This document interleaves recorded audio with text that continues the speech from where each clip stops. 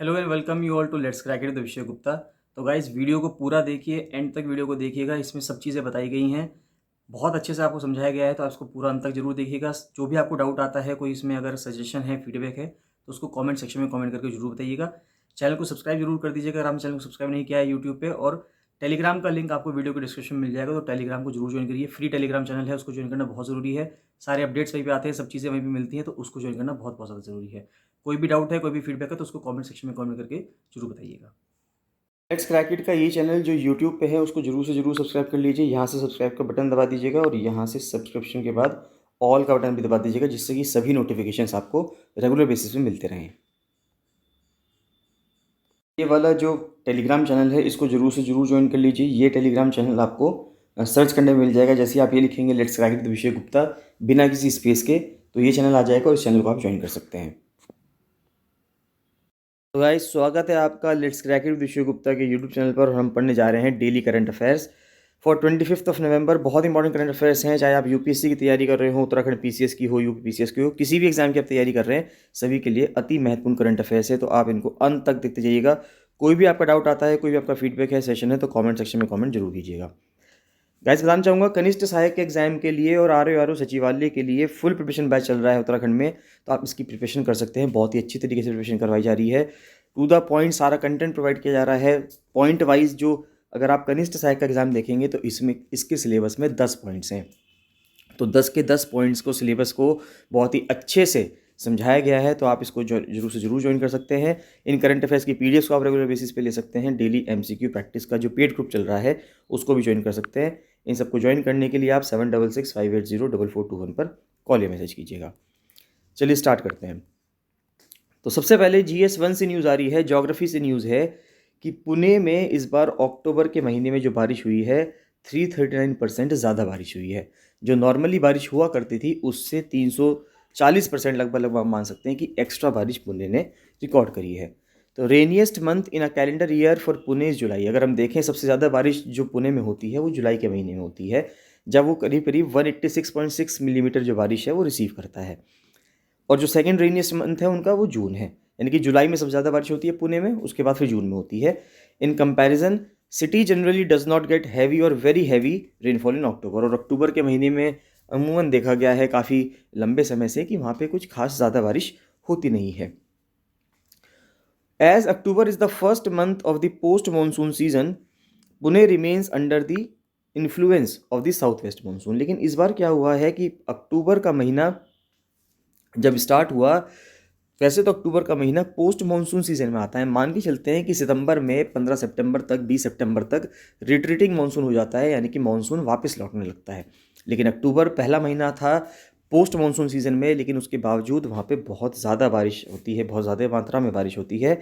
There are a few short but intense rain spells due to thunder storms. तो thunder storms होते हैं और बहुत छोटे, यानी होते तो बहुत छोटे समय के लिए हैं, लेकिन बहुत तेज़ बारिश उस दौरान होती हैं। But they don't last long. At other times the weather generally stays hot and dry. बाकी मौसम गर्म और सूखा मौसम है, गर्म मौसम रहता ही है, लेकिन जब बारिश होती है तो बहुत तेज़ बारिश होती है और बहुत कम समय के लिए होती है। नेक्स्ट आता है GS2 से न्यूज़ आ रही है कि हम कब किसी जुवेनाइल को, यानी कि जो किशोर है उसको हम कब वयस्क मानेंगे। यानी कि एडल्ट का मतलब होता है 18+ और जुवेनाइल का मतलब होता है 18 से कम जो बच्चा होता है उसको 18, उसको जुवेनाइल बोला जाता है। तो कानून भी कुछ इस तरह से काम करता है। अगर कोई पर्सन ने कोई क्राइम करा है और वो 18 साल से ऊपर है तो उस पर नॉर्मली जो देश का कानून होता है वो लगता है। लेकिन अगर वो 18 साल से कम है, कम आयु में है 18 साल से, तो उसके ऊपर जो कानून लगेगा वो जुवेनाइल जस्टिस एक्ट 2015 के हिसाब से लगता है। तो बात ये की जा रही है कि हम कब मानेंगे कि ये बच्चा जुवेनाइल है और कब मानेंगे कि ये बच्चा एडल्ट है। सिर्फ एज एक क्राइटेरिया हो सकता है, या उस बच्चे की जो मानसिक स्थिति है उसके हिसाब से भी हो सकता है कि वो बच्चा हो तो जुवेनाइल एज में, लेकिन काम उसने एडल्ट वाले किए हों। तो according to section 15 of the juvenile justice care and protection of children act 2015, where a child of 16 years of age और above has committed a heinous offence. जहाँ पे मान ली कोई बहुत ही जघन्य अपराध किया हो 16 साल के बच्चे ने या 16 साल से ऊपर के बच्चे ने, तो हम मान के चलते हैं कि 16 साल का बच्चा जो है, जो हमारी एडल्ट की एज 18 है, अब हम उसमें जो जुवेनाइल है उसमें जो 16 साल से ऊपर के बच्चे होंगे, बहुत ही जिन्होंने जघन्य अपराध किया होगा, उनको हम एडल्ट के श्रेणी में मानेंगे। तो एक हीनियस ऑफेंस किसको कहेंगे, एक हीनियस क्राइम किसको कहेंगे? ये उसको कहा जाएगा जिसमें पनिशमेंट कम से कम 7 साल का हो। तो जिस आपने जो अपराध किया है उसमें अगर सज़ा 7 साल, मिनिमम 7 साल है, तो आपको क्या होगा, आप उसको माना जाएगा कि ये इसने जघन्य अपराध किया है। The Juvenile Justice Board is required to conduct a preliminary assessment with regard to his mental and physical capacity to commit such offense. तो जो जस्टिस बोर्ड होगा वो ये पता करेगा कि क्या उस पर्सन के पास, यानी उस बच्चे के पास इतनी मेंटल कैपेसिटी है कि वो ये जो जो उसने आरोप किया है, जो उसने क्राइम किया है, उसको कर सकता है क्या, या फिजिकल कैपेसिटी है क्या उसके पास, यानी उसकी जो शारीरिक क्षमता है क्या वो इतनी है। To understand the consequences of the offence, क्या वो ये समझता है कि अगर मैं ये करने जा रहा हूँ तो इसके बाद क्या होने जाएगा, क्या होगा मेरे साथ, उसका कॉन्सिक्वेंस क्या होगा, परिणाम क्या निकलेगा। And the circumstances in which he allegedly committed the offence, और वो क्या सर्कमस्टेंसेज थे, वो क्या कंडीशंस थी जिस दौरान वो मजबूर हुआ ऐसे अपराध करने के लिए। The assessment is required to be done within 3 months from the date of first production of the child before the justice juvenile justice board. तो ये असेसमेंट जो है, ये सब चीज़ें जो हैं हम उन 3 महीनों के अंदर करेंगे जब पहली बार बच्चों को जुवेनाइल जस्टिस बोर्ड के सामने लाया जाएगा, उससे अगले 3 महीने के अंदर अंदर हमें सब काम करने होंगे। Apex Code also said that when the Juvenile Justice Board does not comprise a practicing professional with a degree in child psychology या child psychiatry, it would have to mandatorily seek the assistance of experts। तो उसमें जो juvenile justice board है उसके अंदर child psychology वाले या child psychiatrist होने चाहिए, और इन केस वो नहीं है तो जो कोई एक्सपर्ट्स हों उसके अंदर, उनको रखना चाहिए। 2015 में जो अमेंडमेंट लाया गया जुवेनाइल जस्टिस एक्ट में, सभी बच्चे जो 18 साल से कम हुआ करते थे उनको जुवेनाइल माना जाता था। लेकिन 2012 में हम देख चुके थे निर्भया गैंग रेप केस होता है, तो 2012 का जो केस था उसमें एक जुवेनाइल भी था। वो सिर्फ इस वजह से बच रहा था क्योंकि उस टाइम की जो कंडीशंस थी उसमें ये था कि अगर 18 साल से कम का व्यक्ति होगा तो वो जुवेनाइल होगा। जुवेनाइल की सज़ा बिल्कुल अलग थी। तो अब वहाँ पे क्या हुआ कि इस एक्ट को कहा गया कि इस एक्ट को मॉडिफाई करने की ज़रूरत है, अमेंड करने की ज़रूरत है। 2015 में अमेंडमेंट किया गया। उन 2015 के अमेंडमेंट से ये कहा गया कि अगर व्यक्ति 16 साल से ऊपर का हो गया और उसने जघन्य अपराध किया है तो उसको एडल्ट के रूप में ट्रीट किया जाएगा। तो क्या होता है अगर हम किसी जुवेनाइल को एडल्ट के रूप में ट्रीट करें, तो case is transferred before the children's court. तो केस जो है ट्रांसफर्ड हो जाएगा चिल्ड्रन कोर्ट के सामने।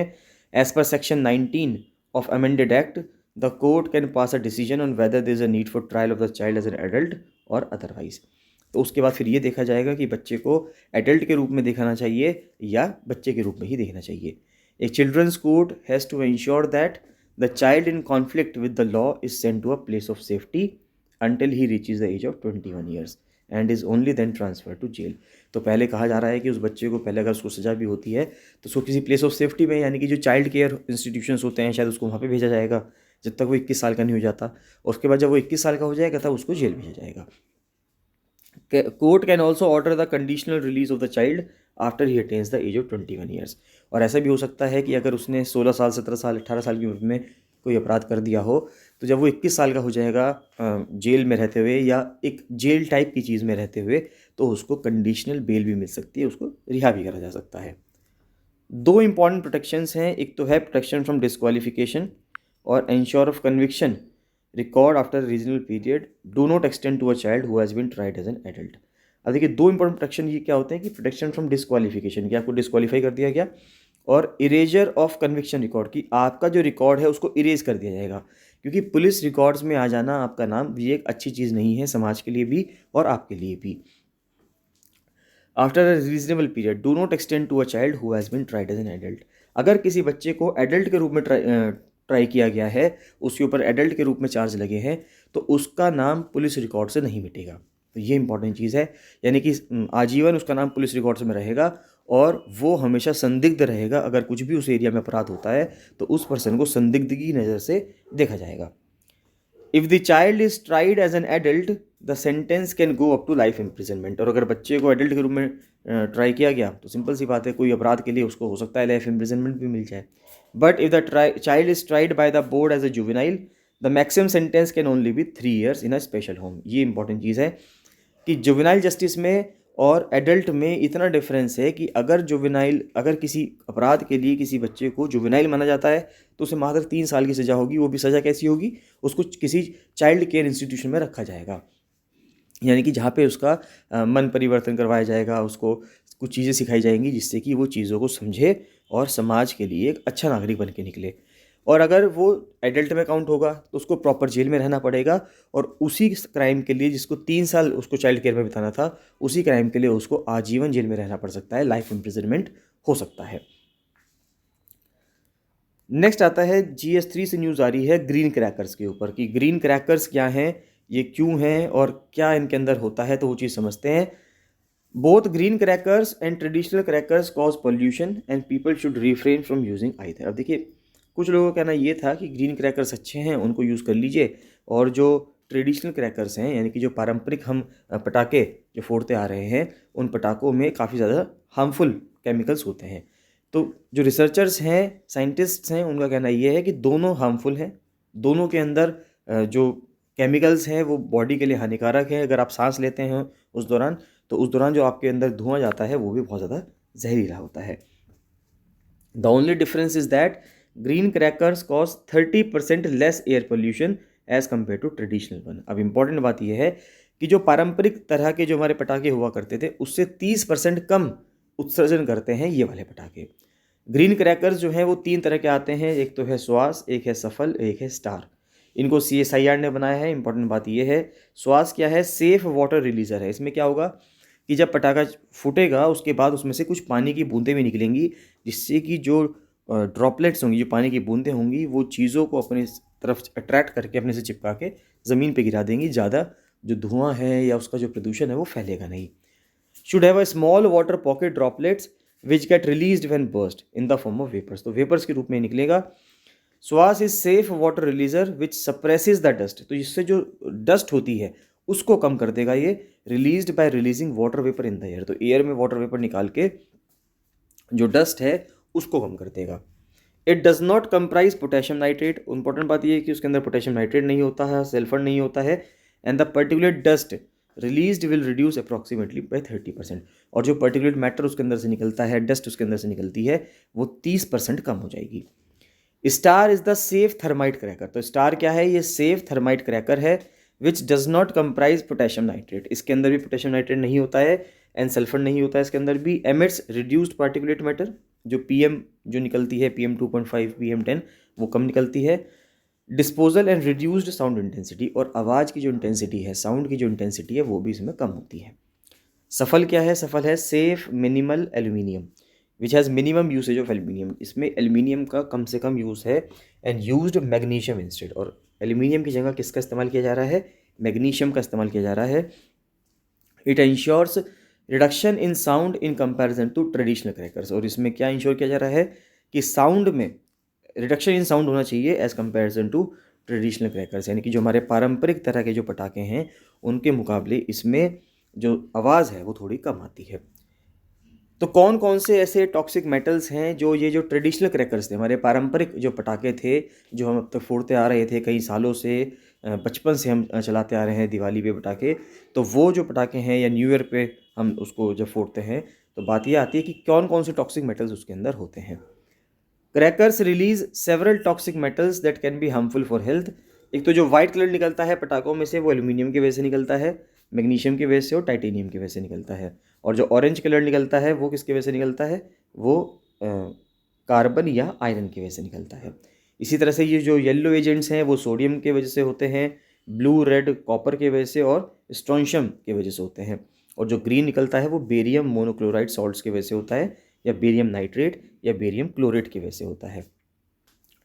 Lead in crackers impacts the nervous system while copper triggers respiratory tract irritation. अब देखिए लेड की वजह से क्या होता है, आपका जो नर्वस सिस्टम है उसके ऊपर वो हार्म करता है। कॉपर की वजह से सांस लेने में दिक्कतें होती हैं, सोडियम की वजह से स्किन के इश्यूज हो सकते हैं और मैग्नीशियम की वजह से मेंटल फ्यूम फीवर भी हो सकता है। कैडमियम की वजह से बॉडी में अनीमिया तो होता ही होता है, साथ ही साथ ये किडनी भी खराब कर सकता है। और नाइट्रेट जो है वो मोस्ट हार्मफुल होता है, जो कि क्या कर देता है, मेंटल इम्पेयरमेंट कर देता है, यानी कि दिमागी रूप से व्यक्ति को दिक्कत में ला सकता है अगर बॉडी के अंदर उसके क्या चला जाए, नाइट्रेट की मात्रा थोड़ी बहुत भी चली जाए। Presence of nitrite causes irritation in mucous membrane, mucous membrane में, आँखों में, स्किन में, सब जगह पे दिक्कत हो सकती है। He also added that the most vulnerable population कौन है इसके वजह से, सबसे ज़्यादा ऐसी पॉपुलेशन जो सबसे ज़्यादा जिसको खतरा है इससे, वो कौन है? या तो वो छोटे बच्चे हैं, छोटे बच्चे इन्फेंट्स का मतलब हुआ जो 1 साल का भी नहीं हुआ है अभी, और कुछ चिल्ड्रन हुए, बच्चे हुए, प्रेग्नेंट वीमेन हुई, जो गर्भ धारण करने वाली जो महिलाएं हैं, एल्डरली लोग हुए, बहुत जो बुजुर्ग लोग हैं, और वो लोग जिनके उनके ऊपर कुछ मेडिकल कंडीशंस हैं, यानी कुछ उनको दिक्कतें हैं, तो उन लोगों को भी इसके वजह से बहुत दिक्कतें होती हैं। नेक्स्ट आता है कि जैसे जैसे सर्दियाँ आ रही हैं, सर्दियाँ इस टाइम पे बहुत ज़्यादा सर्दियाँ हो रही हैं, तो इस टाइम पे पोल्यूशन भी बहुत ज़्यादा बढ़ रहा है। तो दिल्ली में जो एंटी स्मोक गन्स हैं उनकी क्या इफेक्टिवनेस है वो देखते हैं। व्हीकल पे माउंट किया गया है एंटी स्मोक गन्स को, have begun their rounds of the city, पूरे शहर भर में घूम घूम के वो पानी की बूंदें छोड़ती हैं। Spraying water in a fine mist, एक फाइन मिस्ट के रूप में पानी को छोड़ा जाता है, जिसके वजह से हवा में मौजूद जो डस्ट के पार्टिकल्स हैं वो उस पानी पे चिपकेंगे और फिर नीचे गिरकर सेटल डाउन हो जाएंगे। This winter Delhi will have more anti smoke guns than in previous year, तो पिछले सालों के मुकाबले इस साल ज़्यादा एंटी स्मोक गन्स होंगी। लार्ज कंस्ट्रक्शन साइट्स जैसे कि जो 20,000 स्क्वायर मीटर या और ज़्यादा जो होती थी पहले, वहाँ पे एंटी स्मोक गन की ज़रूरत होती थी, लेकिन अब ये कह दिया गया है दिल्ली सरकार के द्वारा कि जहाँ पे 5,000 स्क्वायर मीटर या इससे ज़्यादा कंस्ट्रक्शन हो रहा हो, वहाँ पे आपको एंटी स्मोक गन लगाना कंपलसरी है, ज़रूरी है। फिर यूनाइटेड स्टेट्स ऑफ अमेरिका की जो ओशनिक रिसर्च ऑर्गेनाइजेशन है नोआ, उसका कहना ये है कि ये जो सितंबर का महीना गया है इस साल 2022 का, ये 5वां सबसे गर्म महीना रहा है 143 ईयर्स में। This year September was the 5th warmest in 143 years, with the recorded global average temperature rising by 0.88 degree Celsius over the 20th century. किसका कहना है? ये national oceanic and atmospheric administration NOAA का कहना है। नोवा जो है ये यूनाइटेड स्टेट्स ऑफ अमेरिका की एक ओशन की रिसर्च एजेंसी है। With this the US based Nova confirmed that 2022 could feature among the 10 warmest years ever recorded on earth. तो 2022 इस चीज़ में रिकॉर्ड हो सकता है कि दुनिया के अब तक जो 10 सबसे गर्म साल रहे हैं उसमें 2022 का साल भी हो सकता है। Higher than normal temperatures were recorded over Africa, सभी जगहों पे आप देखेंगे, अफ्रीका में, नॉर्थ अमेरिका में, साउथ एशिया में, अटलांटिक में, नॉर्थ साउथ अमेरिका के रीजन्स में, सभी जगहों पे हम लगभग देखेंगे कि ज़रूरत से ज़्यादा टेम्परेचर्स रिकॉर्ड किए गए हैं। नियर नॉर्मल या cooler temperatures were recorded over Europe, northern Asia, most parts of India and southern east Pacific ocean, ये नोवा रिपोर्ट का कहना है। इस साल अगर हम देखें तो mainly due to above average rainfall over northern and southern Asia, Australia, Central Europe, Caribbean islands and south eastern US, जो सी आइस एक्सटेंट कवरेज है वो 8th लोएस्ट एवर लेवल पे पहुंच गया है। जो आर्कटिक सी आइस है now cover 5.95 lakh square miles before the 1981 below the 1981-2010 average, और जहाँ पे जो अंटार्कटिका की सी आइस है वो 1.90 लाख स्क्वायर माइल्स है बिलो एवरेज। यानी चाहे आर्कटिक की बर्फ़ हो चाहे अंटार्कटिक की बर्फ़ हो, सब जगहों की जो बर्फ़ की क्वांटिटी है वो कम होती जा रही है, ग्लेशियर्स पिघलते जा रहे हैं, यानी जो ग्लोबल वार्मिंग की दिक्कतें हैं वो बहुत तेज़ी से बढ़ती जा रही हैं। नेक्स्ट आता है भारतीय कैबिनेट ने एक इंटरेस्ट सबवेंशन स्कीम के तहत 1.5% का इंटरेस्ट सबवेंशन, यानी कि इस 1.5% का जो इंटरेस्ट सबवेंशन का ये मतलब हुआ कि यहाँ पे जो लोन ले रहा है, मान लेते किसान लोन ले रहे हैं, तो किसानों को जो लोन लेना था, किसानों को अब अगर पहले 6% पे ब्याज देना होता था तो वो 6% ना देके 4.5% देंगे, 1.5% उसकी जगह सरकार देगी। तो जो शॉर्ट टर्म एग्रीकल्चर लोन थे 3 लाख रुपए के, वो हो सकते हैं यहाँ पे, यानी कि उनके ऊपर सबवेंशन स्कीम दी जाएगी 1.5% की। तो इंटरेस्ट सबवेंशन ऑफ 1.5%, इसको कौन प्रोवाइड करेगा? पब्लिक सेक्टर बैंक करेंगे, प्राइवेट सेक्टर बैंक है, small finance bank, regional rural banks, यानी जितने भी तरह के बैंक्स हैं, चाहे वो कोऑपरेटिव हों, computerised primary agriculture credit societies हैं जो डायरेक्टली सीड होती हैं कमर्शियल बैंक से। तो 2022-23 से लेकर 2024-25 तक सभी शॉर्ट टर्म एग्रीकल्चर लोन्स के ऊपर जो कि 3 लाख रुपए तक के होते हैं और किसानों को दिए जाते हैं, उन पर 1.5% का इंटरेस्ट सबवेंशन लगेगा। This increase in interest subvention support, अब इसमें क्या हुआ, सरकार के ऊपर एक्स्ट्रा बर्डन आ गया। तो उसमें उसने 34,856 करोड़ रुपए रखे हैं इस समय के लिए, कि इतने समय में, इन 2-3 सालों में इतने करोड़ रुपए का सरकार के ऊपर एक्स्ट्रा बर्डन आएगा। Increase in interest subvention will ensure sustainability of credit flow in the agriculture sector, as well as ensure financial health and viability of the lending institutions, especially RRBs. To ensure that the farmers have to pay a minimal interest rate to the bank, Bharat सरकार ने ये कहा है कि उन्होंने एक interest subvention scheme लागू की, जिसको अब नाम चेंज करके मॉडिफाइड इंटरेस्ट सबवेंशन स्कीम कर दिया गया है, जिससे कि शॉर्ट टर्म में क्रेडिट दिया जा सके फार्मर्स को। किस रेट पे? सब्सिडाइज्ड इंटरेस्ट रेट्स पे। Under this scheme short term agriculture loan जो है 3 लाख रुपए के, वो अवेलेबल होते हैं फार्मर्स को। और वैसे तो उनको कितने रुपए देने होते थे? 7% के हिसाब से देने होते थे, लेकिन अब जैसे ही वो अगर फार्मर टाइम पे लोन पेमेंट करता है तो उसको 7% ना दे के 4% का सिर्फ इंटरेस्ट लगेगा, 3% का इंटरेस्ट सबवेंशन उसके ऊपर हो जाएगा, एडिशनल 3% का सबवेंशन हो जाएगा। नेक्स्ट आता है गवर्नेंस न्यूज़। अगर हम देखें तो 500 शहरों में मैकेनाइज्ड सैनिटेशन होने लगा है, यानी कि मशीन से सफाई होने लगी है मैन होल्स की। अब लोगों को मैन होल्स में नहीं उतरना पड़ता। Urban India has committed itself towards ensuring the safety, dignity and security of all sanitation workers, जिनको सफाई मित्र कहा जा रहा है। पहली बार ऐसा हुआ है कि 500 शहरों में भारत के उन्होंने खुद को सफाई मित्र सुरक्षित शहर घोषित किया है। इस चीज़ को करने में they have establish that the cities are able to achieve adequacy in terms of institutional capacity, कि जो शहर हैं इंस्टीट्यूशनल कैपेसिटी के अंदर, मैन पावर में और इक्विपमेंट्स में, यानी कि किन किन चीज़ों का हम इस्तेमाल करें, इन सभी चीज़ों के अंदर मिनिस्ट्री ऑफ हाउसिंग और अर्बन अफेयर्स ने सेफ वर्किंग कंडीशंस प्रोवाइड की हैं। किनको? सफाई मित्र को। तो सफाई मित्र सुरक्षित शहर डिक्लेरेशन डन बाय 500 शहर, 500 शहरों के द्वारा ये किया गया है स्वच्छ भारत मिशन अर्बन के तहत। लॉन्ग स्टैंडिंग गोल था प्रमोटिंग सस्टेनेबल सैनिटेशन प्रैक्टिसेस। अभी देखिए, पिछले दिनों में हम कई जमा देखते हैं कि जो हमारे सफाई कर्मचारीज हैं, जब ये कहीं किसी मैन होल की या कहीं की भी सफाई कर रहे होते हैं तो वहाँ पे जो हार्मफुल गैसेस निकलती हैं उसमें इनका दम घुट जाता है और कई लोगों की इसमें डेथ हो जाती है। तो उस चीज़ को रोकने के लिए, ये जो एक क्रूअल्टी है लोगों पे, उस चीज़ को रोकने के लिए कई मशीन्स लाई गई हैं कि अब उन मशीन्स के माध्यम से ये चीज़ें साफ होंगी। Sanitation practices and acting as a catalyst for the transformation of every manhole into a machine hole, कि अब उसको मैन होल ना कह के हम मशीन होल कहें, कि वो मशीन के द्वारा साफ हो सकता है, तो मशीन होल उनको कहा जाना चाहिए।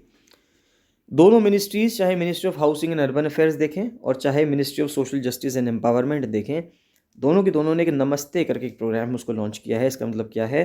National action for mechanised sanitation ecosystem, यानी कि राष्ट्रीय स्तर पर हम एक ऐसा एक्शन ले रहे हैं जिसमें मैकेनाइज्ड सैनिटेशन होगा। जो साफ़ सफाई का काम है वो मशीन्स करेंगी।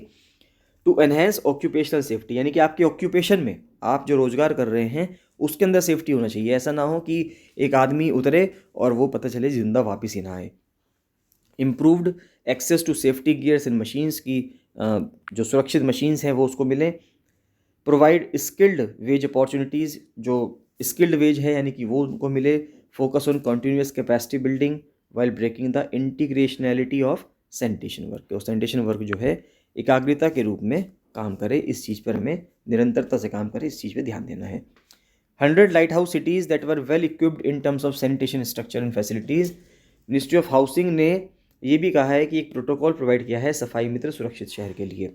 स्टेट्स को एक रेस्पॉन्सिबल सैनिटेशन अथॉरिटी बनानी पड़ेगी, इमरजेंसी रेस्पॉन्स सैनिटेशन यूनिट बनानी पड़ेगी डिस्ट्रिक्ट लेवल पे, and are now prioritising training and capacity building of safai mitra. Next award और ऑनर्स अगर हम देखें तो कुछ पुरस्कार या सम्मान जो मिलते हैं, तो श्रीलंका के ऑथर ने बुकर प्राइज़ जीता है। तो श्रीलंका के राइटर हैं शेहन करुण तिलक, द 47 ईयर्स के हैं, 2022 का बुकर प्राइज़ इनको मिला है उनकी दूसरी नॉवेल के लिए, जिसका नाम है the 7 moons of Maali Almeida. तो published in the sub continent as chats with the dead in 2020 by Penguin Random House. तो पेंगुइन्स के द्वारा, जो पेंगुइन पब्लिशिंग हाउस है उसके द्वारा इस किताब को लॉन्च किया गया है चैट्स विद द डेड के नाम से। ये दूसरे श्रीलंकन हुए हैं अब तक श्रीलंका के दूसरे पर्सन ऐसे हुए हैं जिनको ये प्रेस्टिजियस अवार्ड मिला है। इससे पहले माइकल ओंडाडजे को ये अवार्ड मिला था इंग्लिश पेशेंट के लिए 1992 में। फिर नेक्स्ट आता है कि बारबरा मेटकाफ को इस साल का सर सैयद एक्सीलेंस अवार्ड मिला है। अमेरिकन हिस्टोरियन हैं और इंटरनेशनली एक्लेम्ड स्कॉलर हैं साउथ एशियन हिस्ट्री की और इस्लाम की। तो बारबरा डी मेटकाफ को रिसीव किया है उन्होंने sir Syed excellence international award for 2022। ये जो एनुअल अवार्ड है ये अलीगढ़ मुस्लिम यूनिवर्सिटी के द्वारा दिया जाता है। उनके जो फाउंडर हैं सर सैयद अहमद खां, उनकी बर्थ एनिवर्सरी पे। इस साल एएमयू को 205 साल हो गए हैं और वो 205वीं एनिवर्सरी सेलिब्रेट कर रहा है सर सैयद अहमद की। एएमयू को 205 साल नहीं हुए, एएमयू 205वीं एनिवर्सरी सेलिब्रेट कर रहा है सर सैयद अहमद की। Aligarh Muslim university bestows a yearly international and national sir Syed excellence award. तो एएमयू हर साल एक तो इंटरनेशनल अवार्ड देता है इसमें अंतर्राष्ट्रीय स्तर पर, और एक राष्ट्रीय स्तर पर देता है, सर सैयद एक्सीलेंस अवार्ड देता है उन नोटेड स्कॉलर्स को या संगठनों को, ऑर्गेनाइजेशंस को जो सेमिनल वर्क प्रोवाइड करती हैं in areas of sir Syed studies के फील्ड में, साउथ एशियन स्टडीज़ के फील्ड में, मुस्लिम इश्यूज़ में, लिटरेचर में, मिडीवल हिस्ट्री में, सोशल रिफॉर्म्स में, कम्युनल हारमनी में, जर्नलिज्म में, इंटरफेथ डायलॉग में, यानी कि कई सारे फील्ड्स हैं इनमें जो बहुत ही अच्छा काम करके तैयार आता है उन सबको अवार्ड दिया जाता है। International award given to Metcalf this year carries a cash prize of ₹2 lakh. तो 2 लाख का कैश प्राइज होगा। नेशनल अवार्ड वाले को 1 लाख रुपए का कैश प्राइज मिलता है। और ये अवार्ड किसको मिला है? मौलाना आज़ाद एजुकेशन फाउंडेशन को मिला है। This award is named in honour of sir Syed Ahmad Khan, जो फोरमोस्ट सोशल और पॉलिटिकल रिफॉर्मर्स थे मॉडर्न इंडिया के। इन्होंने मोहम्मदन एंग्लो ओरिएंटल कॉलेज 1875 में फाउंड किया, यानी कि यही, और बाद में इसको एएमयू कह दिया गया। और वो कहाँ से इन्फ्लुएंस हुए थे? वो ऑक्सफोर्ड या कैम्ब्रिज यूनिवर्सिटी से, जो ब्रिटेन में थी, ये ब्रिटेन में आज भी है, वहाँ से ये इन्फ्लुएंस हुए थे कि मुस्लिम एजुकेशन के लिए, मुस्लिम्स को आगे बढ़ाने के लिए एक ऐसा इंस्टीट्यूशन भारत में भी खोला जाना चाहिए। नेक्स्ट देखते हैं 7500 स्क्वायर फुट का एक भारत का झंडा डिस्प्ले किया गया था डल लेक में सेलिब्रेशन करने के लिए 75 years of independence. PSL labs यानी कि पब्लिक सिस्टम लैब्स इनॉग्रेट की गई हैं आईआईटी दिल्ली में। सदैव अटल मेमोरियल जो है वो कहाँ पे है? वो अटल बिहारी वाजपेयी जी की समाधि स्थल है दिल्ली में। और एचपीसीएल यानी कि हिंदुस्तान पेट्रोलियम कॉर्पोरेशन लिमिटेड ने एंटर किया है दिल्ली की रिटेल मार्केट में और उन्होंने पहली एक हैप्पी शॉप लॉन्च की है। तो बस ये आपको पता होना चाहिए कि हैप्पी शॉप किसने करी है, ये एचपीसीएल ने करी है। तो गाइज इसी के साथ ही करंट अफेयर्स कंप्लीट होते हैं। इसमें आपको कोई भी डाउट आता है, कोई भी फीडबैक है, सजेशन है, तो कमेंट सेक्शन में कमेंट जरूर कीजिएगा। चलिए बाकी मिलते हैं नेक्स्ट वीडियो में। So thank you and bye bye.